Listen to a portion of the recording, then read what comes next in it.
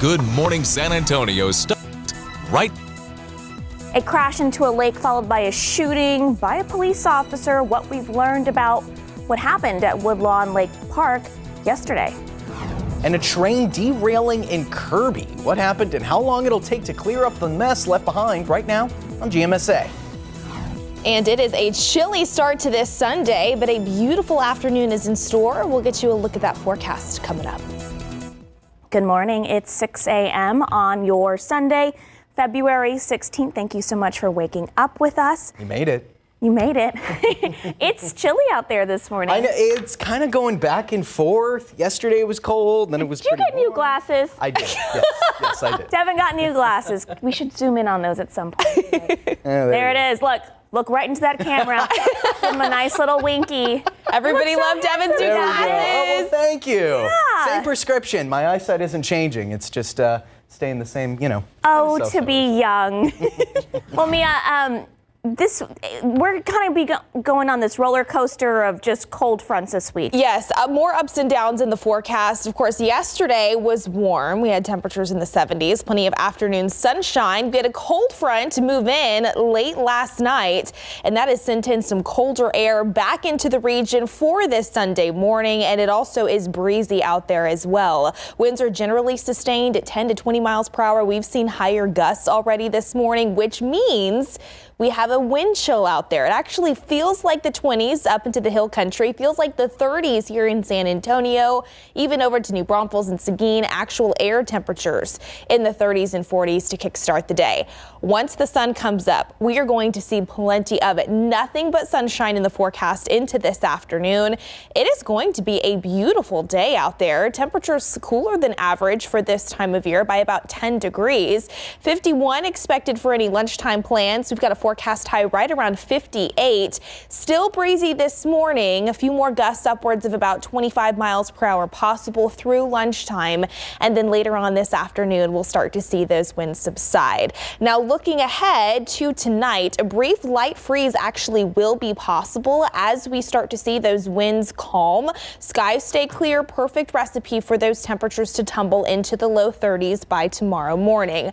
Another cold front is going to arrive Tuesday night. This one does look to be stronger than the one that we saw move in last night. That means that a hard freeze is currently looking more likely by Thursday morning. Not out of the woods just yet. We'll time this all out for you and get you those details coming up in just a bit. Sarah. Mia, thank you. A park police officer shot and injured a man who police say was approaching the officer with a knife. So all this unfolded yesterday at Woodlawn Lake Park. Zaria Oates caught up with some people who were at the park before and after this happened. Yeah, a lot of police officers. According to SAPD, a 30-year-old man drove through the park and walking path at Woodlawn Lake Park. He crashed this car into the lake, and then a park police officer approached the driver to check on him. According to SAPD, that's when the man got out of his vehicle with a knife, moving toward the officer in a, quote, aggressive manner. She gave multiple commands to put the knife down and continued to back up to create some distance. She got all the way up to the walking track. SAPD says the park police officer shot the man in the torso. They also said he was awake and talking when they transported him to the hospital in critical condition. We saw like the ambulance and like the firefighter, like the paramedics go over there. Seeing dozens of first responders on a day they never expected to. About a football field away from the crime scene, a group of medical professionals carrying on with their day and prepping for a softball game. We just started a softball team, so this is what we're doing. Today's our first day of practice. The sun came out and it's been nice. We've had the music going and we've been cheering each other on. An experience they're grateful to enjoy because of what they call a quick response from SAPD. I feel like if they would have made it seem like it was a dangerous situation, then we would have paused or quit for the day, but it seemed like they had a lot of stuff under control. We just kept on going. We're going to continue. Prayers to the family. The team and other park goers tell me they're thankful no one else was injured, but they're shocked this happened at Woodlawn. Someone driving a vehicle into the lake? Haven't heard of that. So we come and it's usually safe out here. 5 a.m. we run by ourselves. It's about 12 girls that come out here, and we're usually fine. The environment's good, but today it kind of freaked us out. The scene was cleared a few hours after the incident, and the park is now completely open to visitors. Zaria Oates, KSAT 12 News. Investigators are still looking into what caused a train to derail in Kirby yesterday afternoon. The city of Kirby said the derailment happened near Gibbs Sprawl and Frat Road. Now, Union Pacific tells us around 15 rail cars went off the tracks. We're told no one was hurt and the train was not carrying any hazardous materials, but still, Union Pacific says cleanup is going to take around 24 to 48 hours. And the U.S. Geological Survey recorded a 5.0 earthquake out in West Texas last night. So the earthquake, which originated near the Permian Basin, could be felt as far away as El Paso and even into parts of New Mexico. So luckily, neither the quake or aftershocks caused any major damage, and there are no injuries being reported. The quake was the 6th strongest quake in Texas history and follows 2 other 5.0s earthquakes in the last 6 months. Now, with tax season underway, 15,000 IRS workers are facing possible firings as the Trump administration continues to trim the federal government. Sources say the employees do not work directly on processing tax filings, but so much of the agency's work is connected to that central mission. It's the latest move in the ongoing and unprecedented shakeup of the federal workforce. These actions have left some fired federal workers scared of what could happen next. We're under attack by billionaires, but I'm not a billionaire. So, for me, the next steps are scary. The full scope of the cuts to the IRS will eventually become clearer in the coming weeks. Meanwhile, the Pentagon right now bracing for a potential cut to their workforce, too. The Trump administration will soon begin peace talks on Ukraine with Russia. Secretary of State Marco Rubio had a phone call with his Russian counterpart on Saturday. The State Department said Rubio reaffirmed President Trump's commitment to finding an end to the conflict in Ukraine and to work on a number of bilateral issues. Ukrainian President Zelensky has said the U.S. cannot negotiate with Russia without his government's input. All right, time right now, 6:07, chilly 43 degrees outside. Still ahead, Go Spurs Go. Fans are struggling this morning after last night's performances in the All-Star Saturday game. We'll go over what happened with Wemby and Chris Paul's skills during a debacle in a bit. Drama. And as we look outside with live cam, it is a chilly start to the day. We've got a really nice afternoon in store. Then this temperature roller coaster continues into the upcoming week. Those details coming your way after the break. Welcome back, GMSA. All right, weather been going back and forth. I can only imagine the headache you've had recently, Mia. It's just like trying to keep up with every single day. Yeah. And if I'm the one forecasting it, I can't even imagine all of our viewers who are like, okay, what do I dress for today? Because it's changed so much over the past week. So I'm here to tell you, bundle up this morning because it is chilly out there. We had the cold front that moved in last night. That has since opened the door for some cooler and drier air to pump into the San Antonio area. Take a look at our wind chill values. So this is what it feels like, and this is what you are dressing for when you head out for any early Sunday morning plans. Air temperatures are above freezing, but it feels like the 20s across portions of the hill country. Feels like the 30s here in San Antonio. Wind chills in the low 40s the farther west that you go, but this is all thanks, of course, to these gusty north winds that have since developed in the wake of last night's cold front. We have wind gusts upwards of 25 to even 35 miles per hour in a few locations. Some of those higher gusts across portions of the hill country along and north of Highway 90. But even so, eastern Wilson County, parts of Gonzales County seeing some wind gusts still upwards of about 30 to 35 miles per hour this morning. So in some spots, it is a blustery start to the day and a bit colder than what we were dealing with just 24 hours ago. Now, these winds will still be a bit breezy throughout the first half of our Sunday. I think we will still see a few gusts upwards of 20 to 25 miles per hour through lunchtime. Then later on this afternoon, we'll start to see those winds subside. That's what's going to help when combined with the clear skies in place. Temperatures fall very quickly overnight tonight, which we'll talk about in just a second. But first, first, here's a look at your KSAT 12-hour forecast for today. It is still chilly when it comes to your actual air temperatures as well. Upper 30s, low 40s out there right now. That will continue over the next couple of hours. Plenty of sunshine in the forecast today. It is going to be a gorgeous end to the weekend. 51 degrees expected for any lunchtime plans at noon. We'll be around 55 by 2 o'clock this afternoon. We've got a forecast high around 58. For context, that's about 10 degrees below the average for this time of year. And here's a look at your highs across the area. Potentially a little bit cooler the farther east that you go. Low to mid 50s for places like Gonzales, Nixon, Seguin. Mid 50s up into the hill country. 55 in Canyon Lake as well as Bulverde. Upper 50s here in Bexar County. Perhaps a few low 60s west of I-35. 61 in Hondo. 61 in Castroville later on today. The same in Divine as well.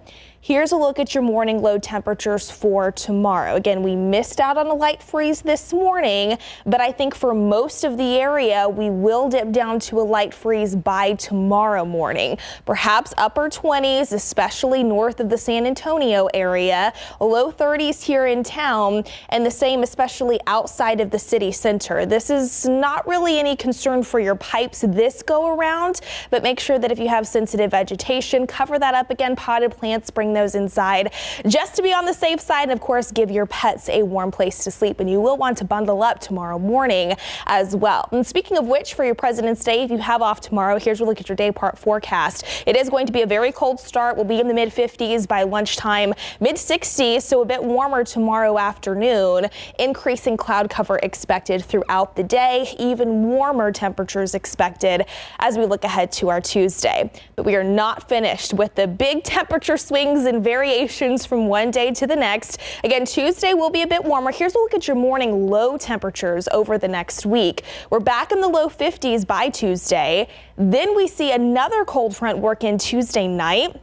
This one actually looks to be a bit stronger than the one that moved in last night. We're already near freezing by Wednesday morning. Then it's looking like we will see a hard freeze by Thursday morning. We've got a forecast low in the mid 20s here in San Antonio, perhaps some upper teens across the hill country. So make sure all of those hard freeze preparations that you had completed earlier this season are once again completed before that cold front gets here. Just to be on the safe side, that go around, you'll probably want to cover up those outdoor exposed pipes as well to be safe. Still near freezing by Friday morning. Highs are in the 40s throughout the second half of the work week. So once again, it'll be warm on Tuesday, but don't get used to it because one day later it already is going to be much colder here in South Central Texas. Wow. Good on you for being able to help us out with all this, keep up with it. KSAT Weather Authority app, that is going to be your best friend this week yet again as we continue to track these changes. Don't believe what social media is saying about the snow, the winter, you know. That is a great point. You will likely see some, they kind of look like scary headlines. No, it's not going to even be anything like what we saw even a couple weeks ago back in January. Nothing like that. We're not expecting wintry precipitation. It's just going to be cold. Thanks, Mia. Yeah.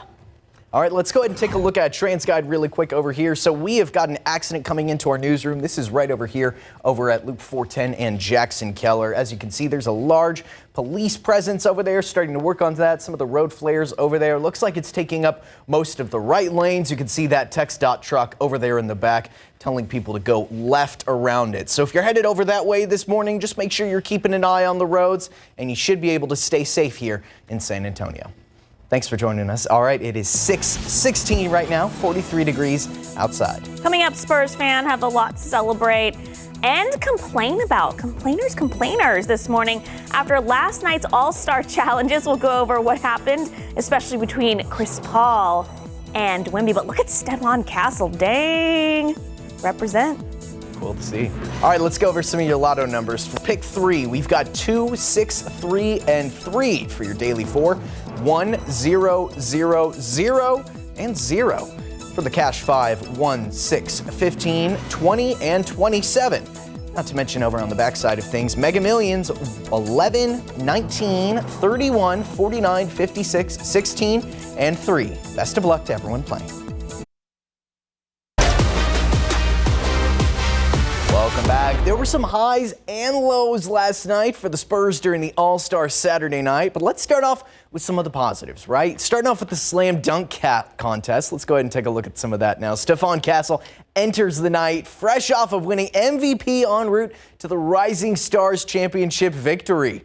Now, Castle opened up the slam dunk contest with a 360 windmill jam. That was reigning two-time dunk champion Mac McClung. Now, McClung's first dunk already started strong. Castle responded with through the hoop between the legs, right-handed stuff. McClung later did a pretty wild stunt. Castle earned a perfect 50 going behind the back for a 360 lefty jam, but just wasn't enough to overshadow McClung's showcase of jaw-dropping junks with props and all. Here's Castle after the contest, where sports director Larry Ramirez asked him a couple questions.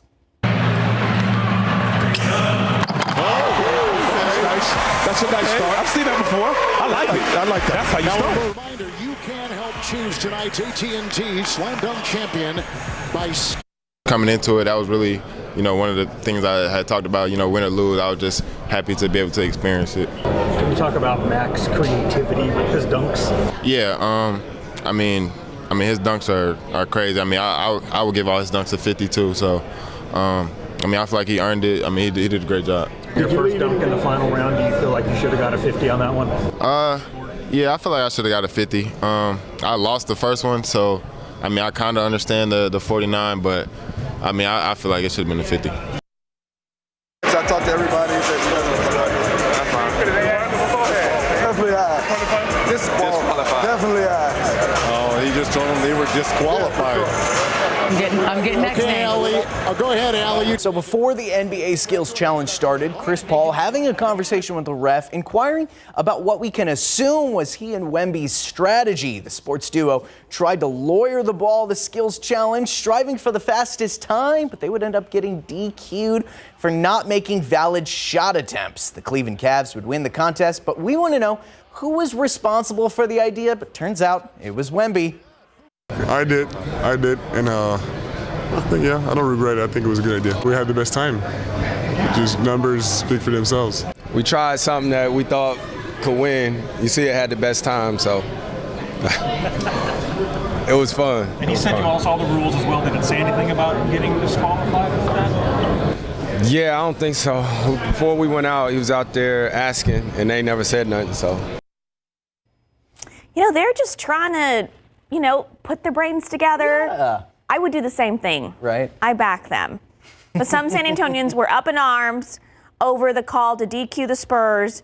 It'd be an understatement. A lot of you let us know how you feel on social media. One viewer said they changed the rule as soon as the Spurs did it because the crowd started booing and the other players were complaining. Another was critiquing their form, saying they could have done it in a better way. Okay. By taking 3 real shots without checking if any of them went in will look better than tossing it to the ground. One commenter even had this to say, quote, if LeBron did it, they wouldn't have allowed it. I actually agree with that. I agree with that one. All right, now that All-Star Saturday's in the books, the focus is shifting to tonight's main event, the NBA All-Star Game. Wemby's on Team Chuck with the Global Stars. Stephon Castle's Rising Stars team will be playing against Shaq's OGs, against Steph Curry, Kevin Durant, LeBron James, some of the greatest to ever play the game. Castle's team will have to outwork the OGs to have a chance, and if both Castle and Wemby's team advance, they could face off in the All-Star Championship.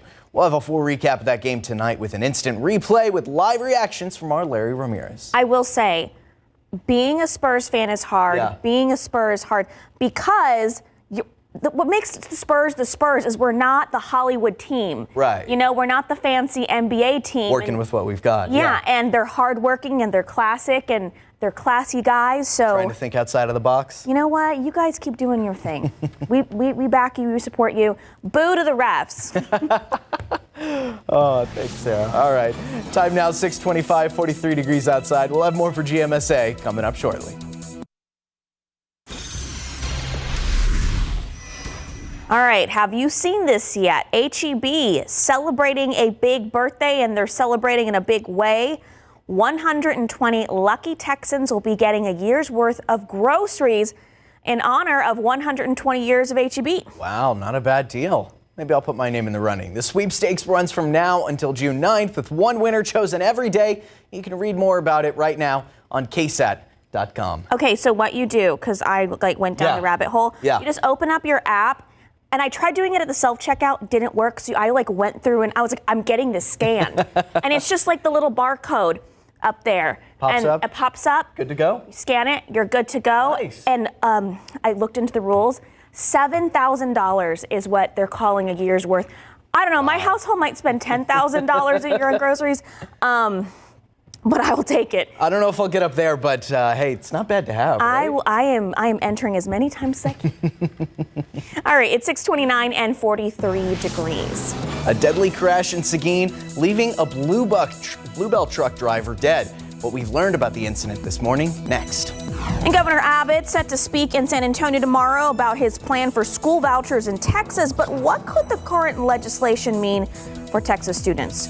KSAT Explains is next. Good morning. It's 6:30 a.m. on your Sunday, February 16th, and we're back at cold weather. Yes, we are, and it is with us today, but if you miss a spring-like feel, wait for Tuesday, but don't get used to it because then an Arctic cold front arrives by Wednesday, and that is once again going to knock us down to a winter-like feel for the second half of the upcoming work week. So still a lot to talk about when it comes to the forecast, but first, waking up this morning, if you are heading out the door soon for any Sunday morning plans, you will want to make sure that you bundle up. We have actual air temperatures in the 30s, mainly north of San Antonio, low 40s in Bexar County, 44 in Floresville, 43 in Hondo, 39 in Bandera. Good morning to you. 36 in Boerne. So we're not at freezing levels this morning. However, it feels like the 20s and 30s whenever you do factor in some gusty north winds. We've seen winds gust upwards of 25 to even 35 miles per hour at times so far this morning in the wake of last night's cold front. So yes, you will want to make sure that you have the jacket out there this morning. The sunshine, though, we're going to see plenty of it throughout the day. It is going to be a very nice end to the weekend. Temperatures, though, will be slightly below average, unseasonably cool later on this afternoon, but still nice in the upper 50s. That sunshine will help make it feel just a few degrees warmer out there. Dry air as well, so it will be comfortable. Looking ahead to President's Day tomorrow, a light freeze is possible in many locations by this time tomorrow. Mostly sunny skies. I think we'll start to see clouds increase later in the day. Temperatures are a bit warmer in the mid-60s. We're closer to 70 degrees by Tuesday, mostly cloudy skies, maybe an isolated shower possible. Then we start to see those big changes work in following our next cold front, already colder by Wednesday and a hard freeze possible by Thursday morning. We'll get you another check of those details in your extended forecast coming up in just a bit. Mia, thank you. Texas DPS investigating a crash involving a Bluebell truck in Guadalupe County. Sadly ended with the driver's death. So this happened around 10 o'clock yesterday morning on FM 467 near Sweet Home Road. According to DPS officials, the truck was the only vehicle involved and the driver did die at the scene. Now, in a statement we got from Bluebell, they tell us, quote, "We are heartbroken that the Bluebell route sales representative passed away in the accident. Our thoughts and prayers are with his family and friends during this difficult time." Still no word on what caused the crash. Meanwhile, a driver's in the hospital after they jumped a curb and crashed into a parking lot on the city's north side. This happened over on Blanco Road and Parliament Road on the north side around 4 yesterday. Fire officials say the driver was rushed to the hospital in critical condition. And as of this morning, we still haven't heard any updates. What led up to that crash is still under investigation. And Governor Greg Abbott is coming to San Antonio Christian School tomorrow. The school says he'll be talking about school vouchers, also known as school choice. The governor declared this topic an emergency item earlier this month, and a proposed bill would offer funding to families wanting to attend private school. You can learn more on our website. Now, you might be asking, what are school vouchers? Well, here's what Abbott's plan for vouchers looks like in Texas. It would use $1 billion of surplus state funds to pay for roughly 100,000 education savings accounts. They're open to any families with school-age children, but if more people are signed up than budgeted for, 80% of those are going to be reserved for people with special needs or financial needs. That amounts to roughly a max income of $160,000 a year for a family of 4. The fight for school vouchers is a long one for state lawmakers, and our KSAT explains. Myra Arthur breaks down that fight. Take a look.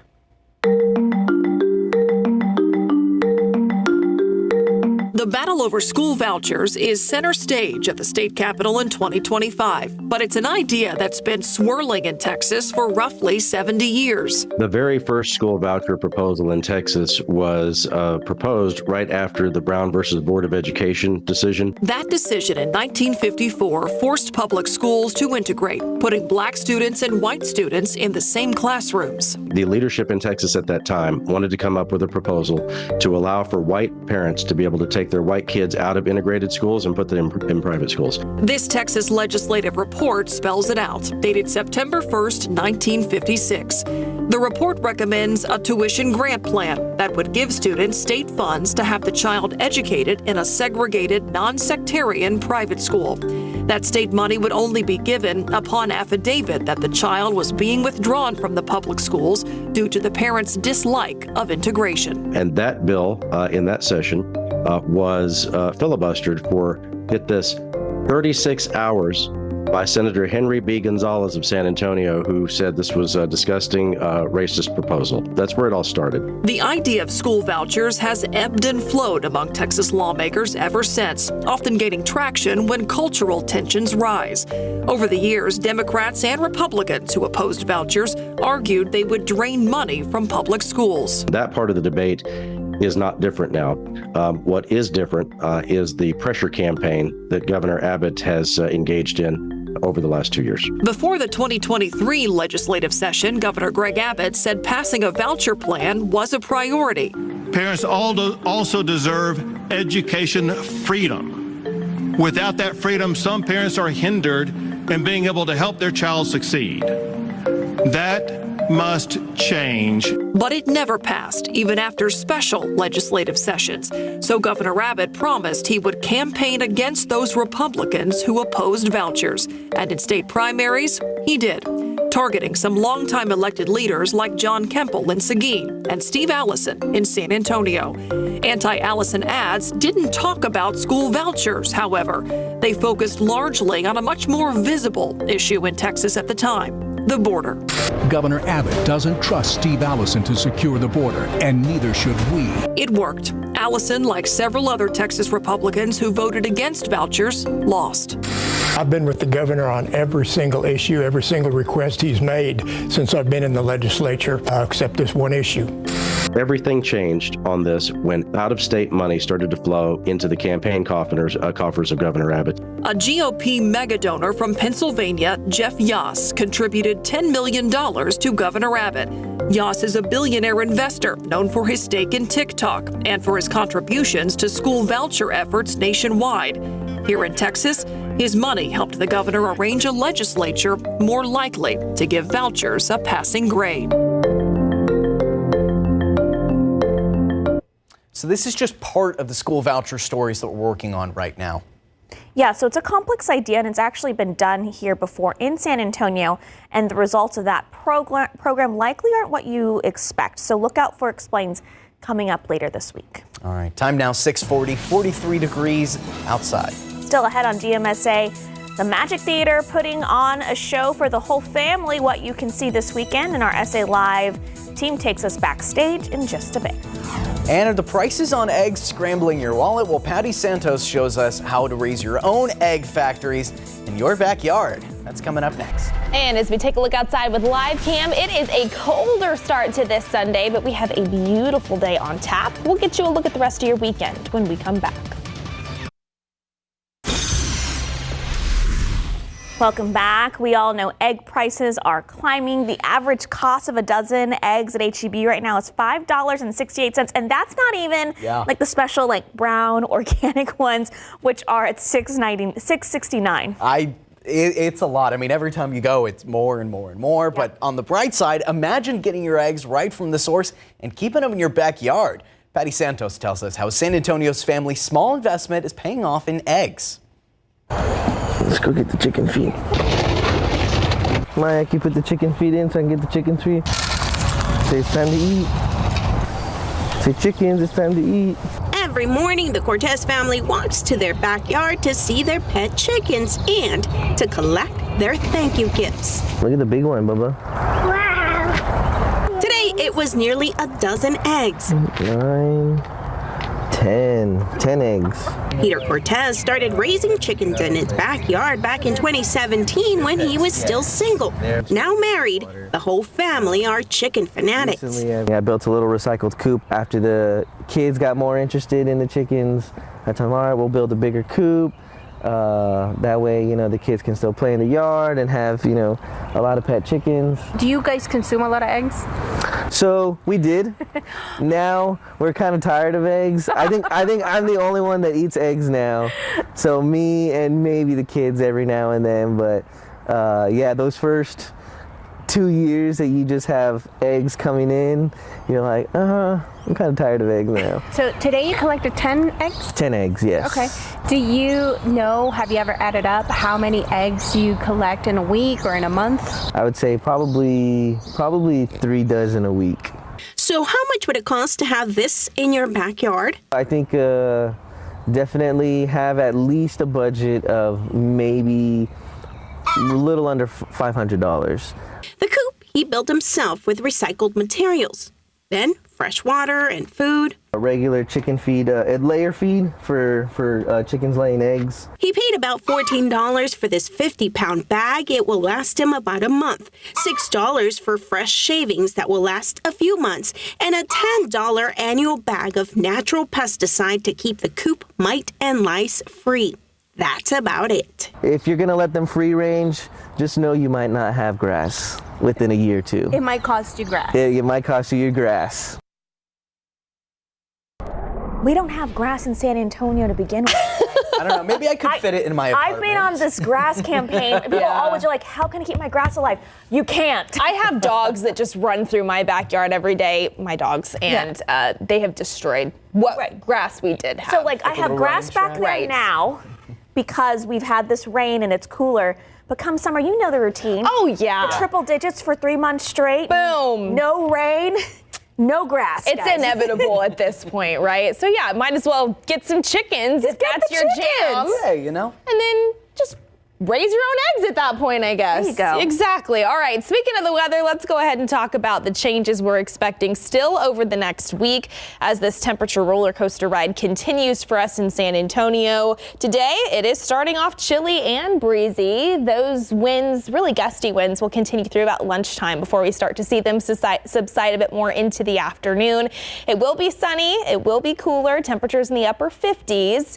We're closer to 70 degrees by Tuesday, so we'll start to warm things up over the next 48 hours. However, don't get used to it. Next cold front, this one stronger and Arctic in nature, arrives Tuesday night. That is going to send in another batch of even colder air, leading to a hard freeze for much of south central Texas by Thursday morning. Any rain in the forecast, just a very small chance. We've got a few 20% chances for rain over the next week, which we'll talk about now. Here's the front that moved through last night that is now quickly advancing eastward. Severe weather actually for parts of the deep south, mid-Atlantic, and even some snow and ice across the New England states this Sunday. All of that will continue to work eastward here again over the next couple of days before we then see this next cold front arrive. Again, by Tuesday night, I think, is when that pushes through south central Texas. Just a 20% chance for rain expected with that into Tuesday. Then, as we see another low pressure system potentially develop off of the Gulf Coast, by Friday, that's when we could see just a few more very isolated light showers. Overall, rainfall totals not looking impressive at all. Less than 1/4 of an inch is expected, unfortunately, because we know that we need rain. The bigger story, of course, is going to continue to be on the temperature front. 25 degrees, the forecast low temperature by Thursday morning, a hard freeze. So we are not out of the woods just yet when it comes to these winter cold temperatures. So make sure all those hard freeze preparations again are finished before that next front gets here. It will also be windy on Wednesday, making it feel a few degrees colder. We'll already be near freezing levels by Wednesday morning as well. We brought the turtle in yesterday. The turtle. Such a good turtle, Mom. I've seen the saga of everything. Yeah. It is like a multi-part series, I feel like, with this turtle. Your cats? My cats have the shelter. They're good. Yeah, you got to take care of all your animals out there. Yes, you do. Yeah. All right, it's 6:49 and 43 degrees. Well, the Magic Theater putting on a show for kids and adults alike. Find out what's taking the stage next. Grab your best of friends and come on down to the Magic Theater. I've got Anthony Renbola, Artistic Director, joining me, and this is such a treat for all kids and their parents, right? That's very true. Elephant and Piggy, the books are hugely popular. They've been around for decades now, and it's all about being best friends. It's about learning how to get along with each other. It's about sometimes we fight, but we can always come back together, and learning that our differences really make us stronger. Okay, and the performances, of course, happening right now. Okay, there are some special performances, right? That's right. So throughout our runs, for every show, actually, not just Elephant and Piggy, but every show we do has a Pay What You Wish performance where families can come and pay a ticket price that works for them. We have Military Appreciation Day, Educator Appreciation Day. We have American Sign Language interpreted performances as well. And we also now have a quiet room. So if you have sensory challenges and you need to take a break from the show, we have a space where you can go and relax and then come back to the show. And Mo Williams, of course, such a beloved children's author, incredibly popular, right? Yes, that's right. I mean, his books have been around now. We did last season, we did Don't Let the Pigeon Drive the Bus. Now we're so happy to bring back Elephant and Piggies. We are in the play. And it's a wonderful musical, lots of great jazz music, and our cast is stunning, fantastic, such great voices. Okay, so with spring break coming up and summer, what's next? That's right. We have a mini camp on spring break that's themed around Elephant and Piggy, so you could actually come to the camp and then see the show after class. We'll be announcing our summer camps very soon. And of course, we have our closing show of the year, Loteria Game On. And what is that? Loteria Game On is this exciting new play that I liken it to Jumanji. So if it's the idea where two kids go into the play and they have to play Loteria to rescue their father. So when folks come on out to the Magic Theater for a show, there is so much more than just the show, right? That's right. Like, for example, opening night of Elephant and Piggy, what's going on? Opening night, February 1st, we will have a party in the park, and we collaborate with our friends at Hemisphere on this. So lots of great activities and music outside the theater, and then more activities inside the theater. And of course, every show there's an opportunity to talk with the cast. Every show is followed by a question and answer session. And of course, we have a little meet and greet in the lobby as well.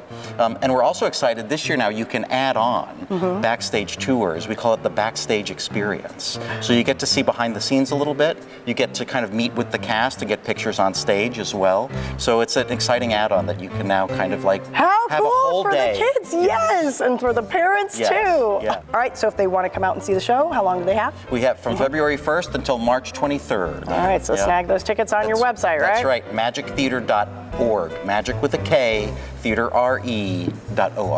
All right, Anthony, thank you so much. My pleasure. Woohoo! For more information on Elephant and Piggy here at the Magic Theater, just head to our website, SALive.com. Click on the As Seen on SA Live tab. Show me your shoes. That's what that guy looked like. All right, SA Live airs weekdays at 10 a.m. on KSAT 12. Fun stuff for the kiddos. They've always got the best scoop on what's happening in the Alamo City. You can scan that QR code right there for more arts, culture, food, and fun. It's 6:56, 43 degrees. We'll be right back for final weather.